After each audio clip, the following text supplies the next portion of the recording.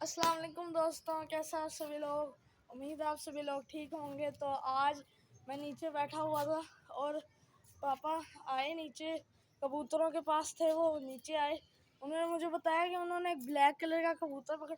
मैं जल्दी जल्दी भाग भाग के छत पे आया और मैंने देख लिया ये कबूतर, वो ब्लैक कलर का है।